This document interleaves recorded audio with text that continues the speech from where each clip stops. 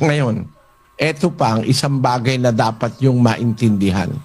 Bakit ipinapatay ng Iglesia Katolika, ng gobyerno ng Iglesia Katolika ng Pilipinas, si Jose Rizal na ating dakilang bayani?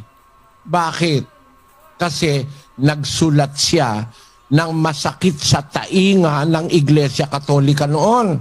Eto, sumulat si Dr. Jose Rizal sa mga kadalagahan sa Malolos, Bulacan noong February 1889. Ang kanyang sulat ganito. Basahin natin, kapatid na Daniel. Ang unang kabanalan ay ang pagsunod sa matuwid, anuman ang mangyari. Gawa at hindi salita ang hiling ko sa inyo, ani Kristo.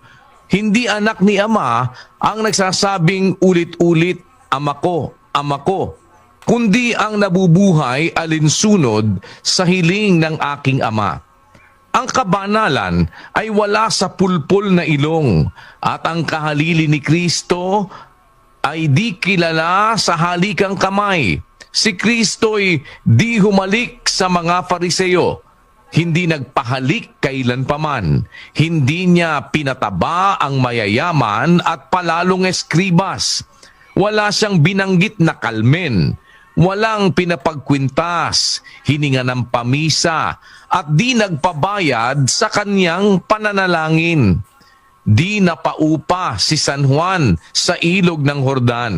Gayon din si Kristo sa kanyang pangangaral. Bakit ngayoy ang mga pari walang bigong kilos na di may hinihinging upa?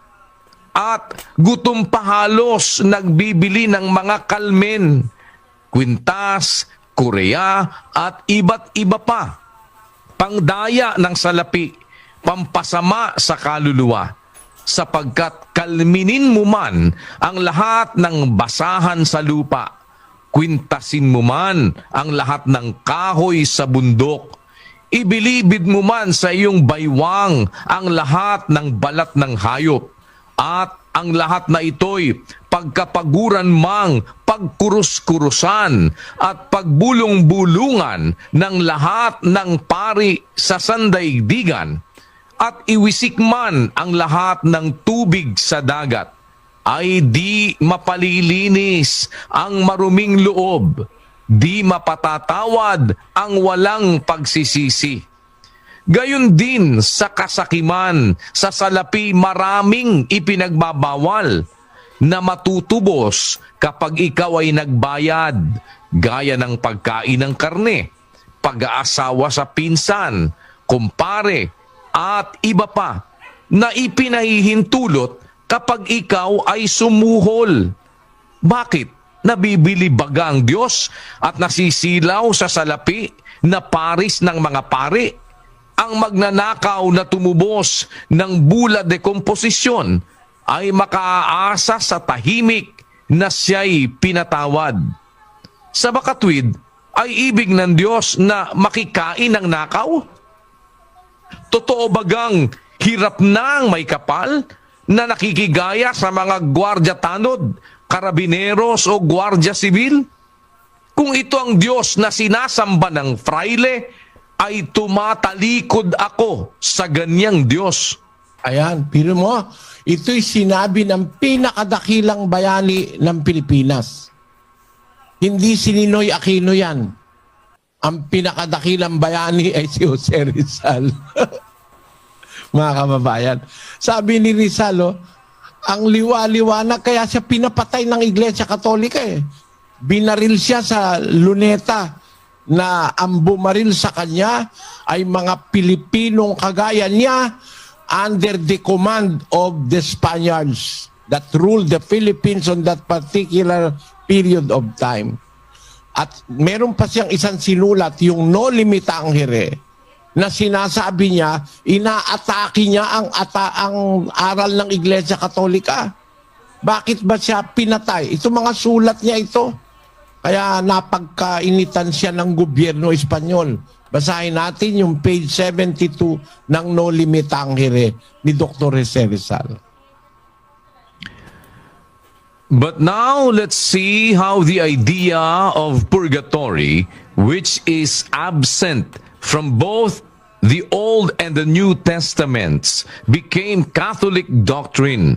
Neither Moses nor Jesus Christ make the slightest mention of purgatory. Napansin niyo ba ito, mga kababayan ko? Ang ating pangunahing bayani, si Dr. Jose Rizal,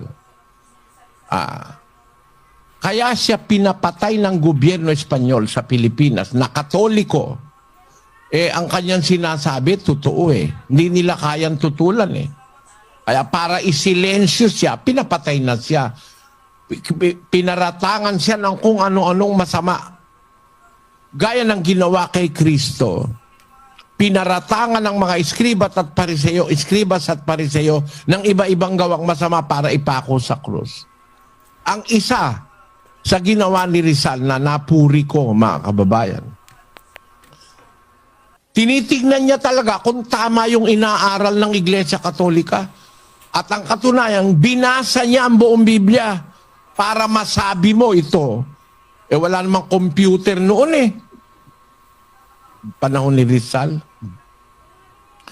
Pero sinabi niya, neither Moses nor Jesus Christ make the slightest mention of purgatory. Kahit si Kristo, kahit si Moises, walang sinabing purgatorio. Ba't niya natitiyak yon? Ba't niya natiyak? Kasi binasa niya ang buong Biblia. Talagang naghahanap siya ng totoo, si Dr. Jose Rizal noon. Kaya nagkaroon siya ng mga konklusyon na itong mga private, itong mga paring ito, puro pera gusto nitong mga ito. Kaya sabi niya, may kalmen, merong wisik, may kung ano-ano. Kaya sabi niya sa mga kadalagahan sa Malolos, si Juan hindi nagpaupa sa ilog ng Jordan. No? Hindi nagbili ng mga kalmen si Kristo, kwintas, Korea at iba pa, sabi niya dun sa kanyang liham sa mga dalagang taga Malolos. Hindi nagpaupa si Juan sa ilog ng Jordan. Gayon din si Kristo sa kanyang pangangaral. Bakit ngayon, sabi ni Rizal, ang mga pare walang bigong kilos na di may hinihinging upa at gutom pa halos, nagbibili ng kalmen, kwintas, Korea at iba pa, pangdaya ng salapi, pampasama sa kaluluwa, sapagkat kalminin mo man ang lahat ng basahan sa lupa, kwintasin mo man ang lahat ng kahoy sa bundok, ibilibid mo man sa iyong baywang ang lahat ng balat ng hayop, at ang lahat ng ito'y pagkapaguran mang pagkurus-kurusan, magkurus ka na magkurus, magkurus ka na magkurus, pagbulong-bulungan man ang lahat ng paris sa daigdigan, iwisik man ang lahat ng tubig sa dagat. Banong araw pala sa panahon ni Rizal, bawal kumain ng karne pag Biyernes Santo, bawal kumain ng karne ng Miyerkules de Ceniza. Pero kung talagang ikaw ay meat lover ka, makakakain ka ng karne ba kahit bawal. Bakit? Ang Diyos ng Katoliko nasusuhulan. Kahit bawal, basta bumili ka, magbayad ka, bumili ka ng Santa Bula, papayagan ka na. Gayon din sa kasakiman sa salapi, maraming ipinagbabawal na matutubos kapag ikaw ay nagbayad, gaya ng pagkain ng karne, pag-aasawa sa pinsan, kumpari at iba pa na ipinahihintulot kapag ikaw ay sumuhol. Yan ang tutol ni Rizal. Actually, yan din ang naging tutol, hindi man yata kilala ni Martin Luther si Rizal eh. Bakit? Nauna si Martin Luther kay Rizal. 1500 pa yun eh. Si Rizal 1900 na halos eh. Yan. Ngayon, alam ba yan ng mga senador natin na Katoliko? Alam ba yan ng mga House of Representative na Katoliko?